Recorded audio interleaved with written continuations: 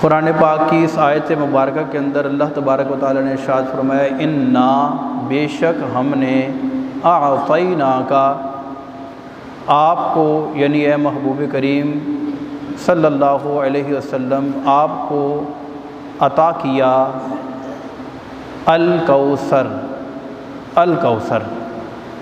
یعنی بے شک ہم نے آپ کو الکوثر عطا فرمایا۔ یہ الکوثر کیا ہے، اسی پر انشاءاللہ ہم کچھ گفتگو کریں گے۔ الکوثر کی مختلف تفاسیر آتی ہیں، جیسا کہ نبی پاک علیہ الصلوۃ والسلام نے ارشاد فرمایا کہ اللہ تبارک و تعالی نے مجھے الکوثر یعنی جنت کے اندر ایک ایسی نہر عطا فرمائی ہے کہ جس کی دیواریں سونے اور چاندی کی ہیں اور اس کے اندر ہیرے اور جواہرات بہتے ہیں۔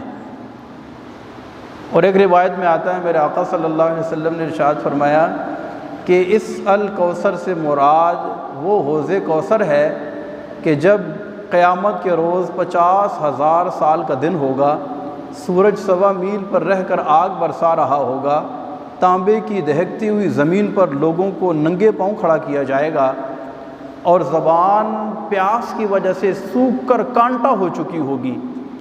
ایسے میں اللہ تبارک و تعالی نے مجھے محشر کے میدان میں ایسا حوض عطا فرمایا ہے کہ جس کے اوپر رکھے ہوئے پیالوں کی تعداد آسمان پر موجود ستاروں کے برابر ہے، اور جب میرے امتی وہاں پر آئیں گے تو میں اپنے ہاتھوں سے بعض امتیوں کو اور بعض کو ویسے حوض کوثر سے آب کوثر کے جام پلائے جائیں گے۔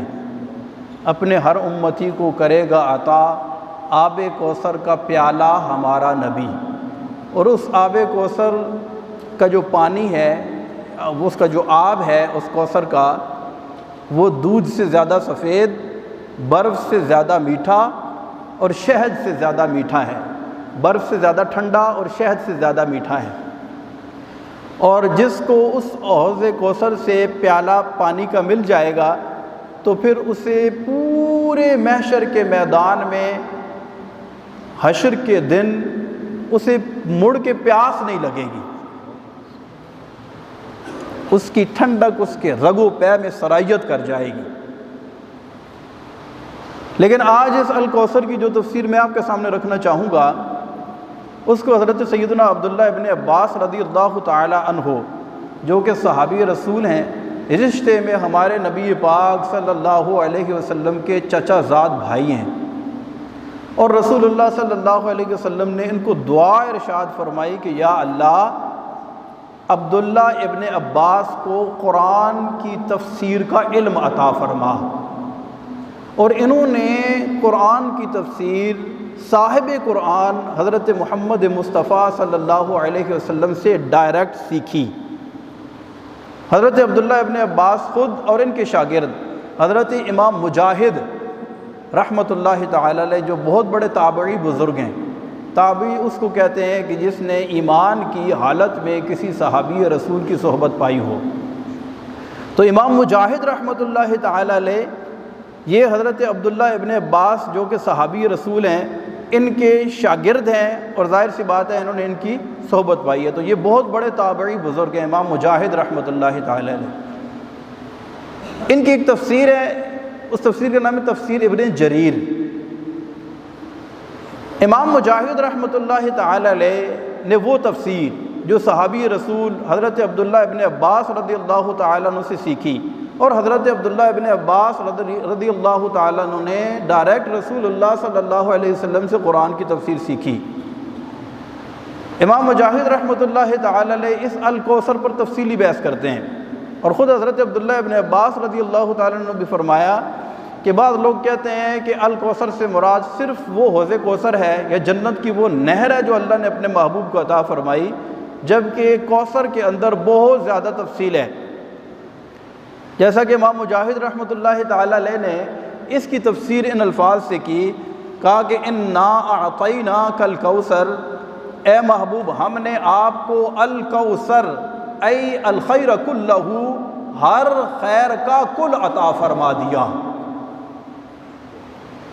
تو الکوثر سے مراد یہ ہے کہ اللہ تبارک و تعالیٰ نے اپنے محبوب کریم صلی اللہ علیہ وسلم کو ہر خیر کا کل عطا فرمایا، ہر خیر کا کل عطا فرما دیا۔ اب خیر کیا چیز ہے؟ روشنی کیا ہے؟ خیر ہے۔ اور اس کا اینٹونیم کیا ہے؟ اس کا متضاد کیا ہے؟ اندھیرا۔ علم کیا ہے؟ علم خیر ہے، اور علم کا الٹ، علم کا اینٹونیم، اس کا متضاد کیا ہے؟ جہالت۔ تو اللہ تبارک و تعالیٰ نے ہر وہ شے جس پر خیر کا اطلاق ہوتا ہے، وہ خیر، اس خیر کا بعض یا تھوڑا یا جز نہیں، بلکہ الخیر کلہ، اللہ تبارک و تعالیٰ نے اپنے محبوب کو ہر خیر کا کل عطا فرمایا۔ اور اسی لیے اللہ تبارک و تعالیٰ نے ارشاد فرمایا کہ وَعَلَّمَكَ مَا لَمْ تَكُنْ تَعْلَمْ، آپ کو آپ کے رب نے سکھا دیا وہ جو آپ نہیں جانتے تھے۔ وَكَانَ فَضْلُ اللَّهِ عَلَيْكَ عَظِيمًا، اور آپ پر ہے محبوب اللہ کا فضل عظیم ہے۔ اچھا، قرآن خیر ہے؟ میں اصل میں صرف یہ ایک فکر آپ کو سمجھانے کی کوشش کر رہا ہوں۔ خیر، اور وہ بھی خیر کا کل اللہ نے عطا فرمایا اپنے محبوب کو۔ عطا کس نے کیا؟ دینے والا کون ہے؟ اللہ۔ اور لینے والا کون ہے؟ اس کے محبوب صلی اللہ علیہ وسلم۔ اللہ نے ہر خیر کا کل اپنے محبوب کو عطا فرمایا۔ بھئی قرآن خیر ہے؟ قرآن خیر ہے نا؟ قرآن کے اندر خیر ہی خیر ہے۔ تو اللہ تبارک و تعالیٰ نے قرآن اپنے محبوب کو عطا فرما دیا، اور ارشاد فرمایا وَنَزَّلْنَا عَلَيْكَ الْكِتَابَ تِبْيَانًا لِكُلِّ شَيْءٍ، اے محبوب ہم نے آپ پر وہ قرآن نازل فرمایا ہے کہ جس میں ہر چیز کا ہم نے واضح بیان فرما دیا ہے۔ اور ارشاد فرمایا وَلَا رَطْبٍ وَلَا يَابِسٍ إِلَّا فِي كِتَابٍ مُبِينٍ، ہم نے کوئی خشک اور تر چیز چھوڑی ہی نہیں ہے جس کا ذکر ہم نے قرآن میں نہ فرما دیا ہو۔ یہی حضرت عبداللہ ابن عباس رضی اللہ تعالیٰ عنہ ارشاد فرماتے ہیں کہ اللہ نے مجھے قرآن کا اتنا علم عطا فرمایا ہے کہ اگر میرے اونٹ کی رسی گم ہو جائے تو میں قرآن کھولوں، مجھے پتہ چل جاتا ہے کہ مدینے کی کس گلی میں میرے اونٹ کی رسی پڑی ہوئی ہے۔ یعنی آپ اندازہ کریں کہ قرآن کے اندر اللہ تبارک و تعالیٰ نے کتنے علوم پوشیدہ فرمائے ہیں۔ اور وہی قرآن الرحمن علم القرآن خلق الانسان علمہ البیان، وہ رحمان جس نے اپنے بندہ خاص کو پیدا فرمایا اور اس کو بیان یعنی قرآن کی تعلیم ارشاد فرما دی۔ جب نازل ان کے سینہ اطہر اور ان کے قلب اطہر پر ہوا تو اس میں جو بھی رموز و اسرار اور اس کے اندر جو بھی علوم اللہ تبارک و تعالی نے بیان فرمائے وہ سارے کے سارے اپنے نبی صلی اللہ علیہ وسلم کو عطا فرما دیے۔ اب ہر خیر کا کل اللہ نے اپنے محبوب کو عطا۔ اچھا، حسن خیر ہے؟ حسن، خوبصورتی، یہ خیر ہے؟ اچھا، اس کا الٹ کیا ہوتا ہے؟ بدصورتی۔ تو خیر کیا ہے؟ حسن ہے۔ تو اللہ تبارک و تعالی نے اپنے محبوب کو حسن بھی ایسا عطا فرمایا کہ حسن کل عطا فرما دیا۔ وہ کمال حسن حضور ہے کہ گمان نقص جہاں نہیں، وہی پھول خار سے دور ہے، وہی شمع ہے کہ دھواں نہیں۔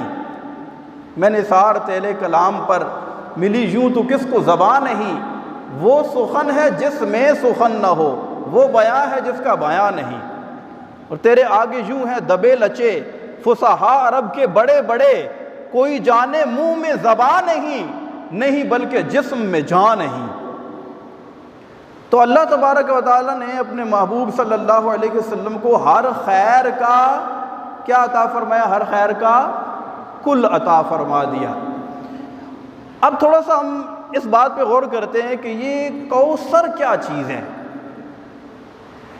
گرامیٹیکل پوائنٹ آف ویو سے، اور اس کا لٹرلی ہم معنی ڈکشنری کے اندر دیکھیں، اس کی لغت کے اوپر غور کریں تو ہم جاننے کی کوشش کرتے ہیں یہ کوثر کیا چیز ہے۔ تو میں ایک دو مثالوں کے ساتھ انشاءاللہ اس کو واضح کرنے کی کوشش کروں گا کہ کوثر کیا چیز ہے جو اللہ تبارک و تعالیٰ نے ہر خیر کا کل اپنے محبوب کو عطا فرمایا، تو کتنا عطا فرمایا، کس قدر عطا فرمایا، اور اس کے اندر یہ کوثر کے اندر جو ماننے کی وسعت ہے یہ کس قدر ہو سکتی ہے۔ دیکھیے کوثر جو ہے نا، کوثر یہ نکلا ہے کثرت سے۔ کس سے نکلا ہے؟ کثرت سے نکلا ہے۔ مزید اگر آسان ہم کریں تو اکثر، کثیر، اس طرح کے لفظ ہم استعمال کرتے ہیں اپنی اردو لینگویج کے اندر، ہم استعمال کرتے ہیں سیورل، بہت زیادہ، کثیر، اکثر، یہ عام طور پر ہم اپنی روزمرہ زندگی میں اپنی گفتگو کے اندر یہ الفاظ استعمال کرتے ہیں۔ تو اللہ تبارک و تعالیٰ نے اپنے محبوب کو کوثر عطا فرمایا، یہ کثرت سے نکلا ہے، لیکن یہ سپرلیٹو ڈگری ہے اس کی۔ اب میں ذرا آپ کے سامنے ایک مثال رکھتا ہوں، اس کو آپ توجہ کے ساتھ سنیے گا کہ کوثر کا الٹ یا کثرت یا کثیر کا جو اینٹونیم ہے، کثیر کا جو الٹ ہے، کثیر کا جو متضاد ہے، وہ ہوتا ہے قلیل۔ وہ کیا ہوتا ہے؟ قلیل۔ قلیل کا مطلب ہوتا ہے تھوڑا، اور کثیر کا مطلب کیا ہوتا ہے؟ زیادہ۔ قلیل کا مطلب کیا ہوتا ہے؟ میری بات سمجھ رہے ہیں آپ؟ قلیل کا مطلب کیا ہوتا ہے؟ تھوڑا، اور کثیر کا مطلب زیادہ۔ اچھا، اس قلیل اور کثیر کی مقدار کسی کے پاس موجود ملک کے اعتبار سے بڑھتی رہتی ہے، بڑھتی اور کم ہوتی ہے۔ جیسے میں آپ کو اس کی مثال دیتا ہوں کہ اگر کوئی بندہ ہے، اس کے پاس 1 ارب روپیہ ہے۔ کتنا؟ ایک بندے کے پاس 1 ارب روپیہ ہے، اس کا بینک بیلنس ہے، اس کی پراپرٹیز ہے، اس کے پاس 1 ارب روپیہ کیش پڑا ہوا ہے، باقی اس کے پاس دولت ہے۔ تو آپ مجھے یہ بتائیں کہ وہ ارب پتی جس کے پاس 1 ارب روپیہ ہے، 1000 روپیہ اس کے لیے قلیل ہے یا کثیر ہے؟ بولیں کیا ہے؟ جس کے پاس 1 ارب روپے، 1000 روپے اس کے لیے کیا ہے؟ اس کے لیے قلیل ہے۔ اور جو میری طرح کنگلا ہے جس کے پاس ہے ہی 1000 روپیہ، تو اس کے لیے 1000 روپیہ کیا ہے؟ کیا ہے بولیں؟ اب وہی 1000 روپیہ ہے، لیکن ایک بندے کے اعتبار سے جس کے پاس اربوں روپیہ ہے، اس کے اعتبار سے وہ 1000 روپے کیا ہے؟ قلیل ہے۔ اور وہ جس کے پاس ہے ہی 1000 روپیہ، اس کے اعتبار سے وہی 1000 کا نوٹ اس کے لیے کیا ہے؟ کثیر ہے۔ تو پتہ چلا کہ جس کی ملک جتنی زیادہ، یعنی جس کی کثرت جتنی زیادہ، اس کی قلت بھی اتنی زیادہ، اور جس کی کثرت یا ملک جتنی کم، اس کی قلت بھی اتنی کم۔ اب آئیں ذرا اس بات کو سمجھنے کی کوشش کرتے ہیں کہ یہ کوثر کیا چیز ہے۔ اللہ تبارک و تعالیٰ قرآن میں ارشاد فرماتا ہے، قل، اے نبی صلی اللہ علیہ وسلم آپ فرما دیں، متاع الدنیا قلیل، یہ دنیا وما فیہا، یہ دنیا اور اس کے اندر جو کچھ بھی ہے، اللہ فرماتا ہے قلیل، یہ کیا ہے؟ یہ قلیل ہے۔ اس کی دیگر کئی مثالیں دی جا سکتی ہیں۔ قرآن پاک کے اندر لوگوں نے سوال کیا، وَيَسْأَلُونَكَ عَنِ الرُّوحِ، لوگوں نے کہا روح کیا چیز ہے؟ قُلِ الرُّوحُ مِنْ أَمْرِ رَبِّي وَمَا أُوتِيتُم مِنَ الْعِلْمِ إِلَّا قَلِيلًا۔ اے محبوب آپ ان کو جواب دیں کہ روح ایک امر ربی ہے، اللہ نے آپ کو علم نہیں دیا مگر بہت تھوڑا۔ تو پتہ چلا کہ جتنا بھی مخلوق اور انسانیت کے پاس علم ہے، موجود ہے، تھا یا آئے گا، اللہ اسے کیا فرماتا ہے؟ وَمَا أُوتِيتُم مِنَ الْعِلْمِ إِلَّا قَلِيلًا۔ اللہ اس سارے علم کو کیا فرما رہا ہے؟ قلیل فرما رہا ہے۔ اور علماء فرماتے ہیں کہ جب دنیا کو آخرت کے مقابلے میں ذکر کیا جائے تو اس سے مراد خالی زمین نہیں ہے، بلکہ آسمان، اجرام فلکی اور جتنا بھی شمسی نظام ہے وہ سارا کا سارا اس میں داخل ہو جاتا ہے۔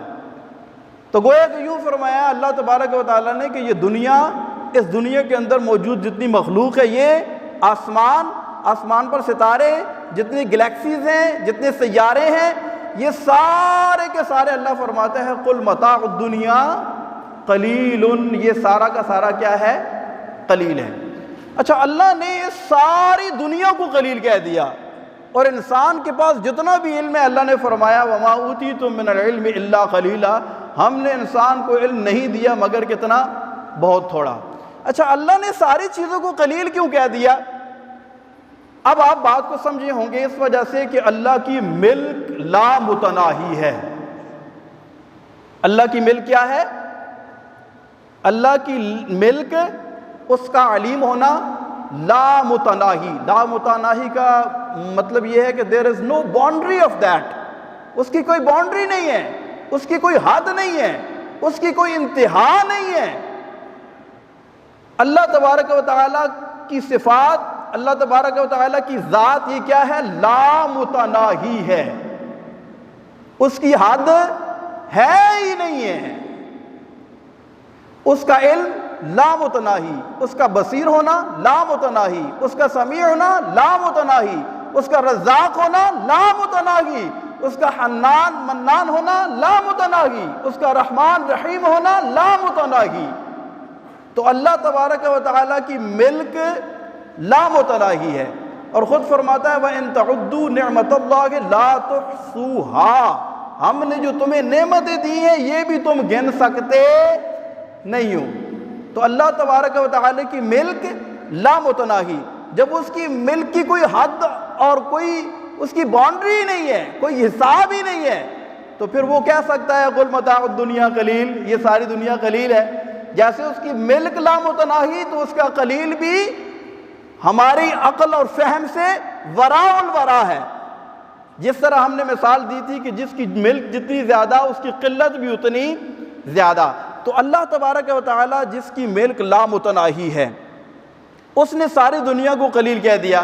اب ہم تھوڑا سا غور کرتے ہیں کہ اللہ تبارک و تعالیٰ کا جو قلیل ہے وہ ہماری نظر میں اس کی اہمیت کتنی ہے، ہم اسے کیوں، ہماری ملک تو محدود، اور محدود بھی بہت زیادہ کلوزڈ ہے، تو ہم اپنے اعتبار سے جب اللہ تبارک و تعالیٰ کے صرف قلیل کو دیکھتے ہیں تو ہم ساری زندگی لگے رہیں تو اس کے قلیل کو گن سکتے نہیں ہیں۔ اس کی ایک دو مثالیں دیتا ہوں۔ جیسے مثال کے طور پر ہم یہاں اس ہال کے اندر بیٹھے ہوئے ہیں، اگر میں یہاں آپ سے سوال کروں کہ ہال میں کتنے بندے بیٹھے ہوئے ہیں تو آپ گن سکتے ہیں؟ اگر گن سکتے ہیں تو اس کے لیے آپ کو کافی ٹائم چاہیے۔ اچھا، میں تھوڑا سا آگے بڑھوں، میں کہوں یہاں جتنے لوگ بیٹھے ہیں ان کے سروں پر بالوں کی تعداد کتنی ہے؟ آپ کہیں ہم نہیں گن سکتے۔ پھر میں کہوں جتنے لوگ یہاں پر بیٹھے ہیں انہوں نے کس کس کلر کے کپڑے پہنے ہوئے ہیں؟ آپ کہیں ہم نہیں گن سکتے۔ پھر اگر میں یہ کہوں کہ یہاں پر آپ جس قالین کے اوپر بیٹھے ہیں اس قالین کے اوپر فر لگی ہوئی ہے، اس فر کی بالوں کی تعداد کتنی ہے؟ آپ کہیں ہمارے بس سے باہر ہے۔ یہ تو وہ چیزیں ہیں جو بظاہر نظر آ رہی ہیں۔ میں کہوں اس ہال میں موجود چیونٹیوں کی تعداد کتنی ہے، مچھر کتنے ہیں، یہاں پر جو کیڑے مکوڑے حشرات الارض ہیں ان کی تعداد کتنی ہے؟ آپ کہیں ہم نہیں گن سکتے۔ یہ تو مرئی مخلوق ہے جو نظر آتی ہے۔ اگر میں یہ کہوں کہ یہاں موجود فرشتوں کی تعداد کتنی ہے، آپ نہیں گن سکیں گے، میں بھی نہیں گن سکتا۔ یہاں موجود جنات کی تعداد کتنی ہے، آپ اور میں نہیں گن سکتے۔ یہ صرف میں اس ہال کی بات کر رہا ہوں۔ اللہ تبارک و تعالیٰ نے خالی اس ہال کی بات نہیں کی، کہا قل متاع الدنیا قلیل، یہ دنیا جتنی بھی ہے ساری کی ساری قلیل ہے۔ تو پتہ چلا کہ ہم اللہ کے قلیل کو کسی صورت بھی شمار کر سکتے، اللہ کے قلیل کو گن سکتے ہیں ہم؟ اللہ جسے قلیل کہے ہم اس کو شمار کر سکتے ہیں؟ پتہ چلا کہ اللہ جسے قلیل کہے ہم اسے شمار کر سکتے نہیں ہیں۔ جب ہم اللہ کے قلیل کو شمار نہیں کر سکتے، اللہ کے قلیل کو ہم شمار نہیں کر سکتے، تو اللہ جسے کثیر کہے ہم اسے شمار کر سکتے ہیں، ہم اسے گن سکتے ہیں کتنا ہے؟ اللہ تبارک و تعالیٰ کے قلیل کو ہم گن سکتے نہیں ہیں۔ جب اس کے قلیل کو نہیں گن سکتے اس کے کثیر کو کیسے گن سکتے ہیں؟ اور کثیر سے اوپر ایک بات ہوتی ہے اکثر، قلیل سے کثیر کے اوپر کیا ہے؟ اکثر۔ جب اللہ کے ہم قلیل کو نہیں گن سکتے، جب ہم اللہ تبارک و تعالیٰ کے کثیر کو نہیں گن سکتے، تو اس کے اکثر کو، یعنی اس کے تفضیل جسے کہتے ہیں افضل کے وزن پر، اکثر کو کیسے گن سکتے ہیں؟ وہ ہمارے لیے ہمارے بس میں بات، ہمارے بس کی بات ہی نہیں ہے کہ ہم اس کو کاؤنٹ کر سکیں۔ اللہ تبارک و تعالیٰ نے جب اکثر اس کا ہم نہیں گن سکتے، اس کے اوپر ایک ڈگری ہوتی ہے اسے کہتے ہیں قصار۔ تو اللہ تبارک و تعالیٰ کے قصار کو ہم کیسے گن سکتے ہیں؟ جب اس قصار کو ہم نہیں گن سکتے تو اللہ تبارک و تعالیٰ کی کثرت کو ہم کیسے گن سکتے ہیں؟ تو اس سے اوپر بھی ڈگری ہوتی ہے، اسے کہتے ہیں کوثر۔ اب آپ اندازہ کریں کہ اللہ تبارک و تعالیٰ جیسے کہ یہ قلیل ہے، ہم اس کو نہیں گن سکتے ہیں، ہمارے بس میں ہے ہی نہیں ہے۔ میں نے آپ کو ایک صرف اس ہال کی مثال دی ہے، آپ اس پورے پاکستان کو دیکھ لیں، پوری دنیا کو دیکھ لیں، پھر آسمان دیکھیں، 7 آسمان، پھر جتنی گلیکسیز ہیں، پھر جتنے ان کے اوپر سیارے ہیں، جتنے ستارے ہیں جو اب تک دریافت ہو چکے ہیں یا نہیں ہوئے ہیں، یہ سارے کے سارے اللہ تبارک و تعالیٰ کے نزدیک قلیل ہیں۔ اللہ کے قلیل کو ہم کسی صورت نہیں گن سکتے۔ جب اس کے قلیل کو نہیں گن سکتے، اس کے کثیر تک نہیں پہنچ سکتے۔ جب اس کے کثیر کو نہیں گن سکتے، اس کے اکثر کو کیسے پا سکتے ہیں؟ جب اس کے اکثر تک ہماری رسائی نہیں ہے، اس کے قصار کو ہم کیسے پہنچ سکتے ہیں؟ اور جب اس کے قصار تک ہمارے وہم و گمان بھی نہیں پہنچ سکتا، تو اللہ تبارک و تعالیٰ کے کوثر کو کیسے پہنچ سکتے ہیں؟ اور اللہ نے یہ نہیں کہا اے محبوب ہم نے آپ کو کوثر عطا فرمایا، اللہ یہ نہیں کہا ہم نے آپ کو کوثر عطا فرمایا۔ اللہ نے فرمایا محبوب انا اعطیناک الکوثر، یعنی اے محبوب ہم نے آپ کو الکوثر عطا فرمایا ہے۔ یعنی کوثر کے اوپر بھی الف لام، اب اس کی الگ ایک ڈیفینیشن ہے۔ what is the meaning of الف لام؟ الف لام جب کسی چیز کے اوپر آتا ہے اس کو خاص کر دیتا ہے۔ جیسے مثال کے طور پر ہم کہتے ہیں کتاب، ان کتاب کا مطلب ہوتا ہے کتاب، لیکن کتاب کے اوپر جب الف لام لگا کر ہم کہتے ہیں الکتاب، تو اس کا مطلب ہے یہ اسپیسیفک بک ہے کوئی، جیسے قرآن پاک ذالک الکتاب، یہ خاص بک ہے۔ تو الف لام جو ہے یہ کبھی استغراق کا معنی دیتا ہے، کبھی جنس کا معنی دیتا ہے۔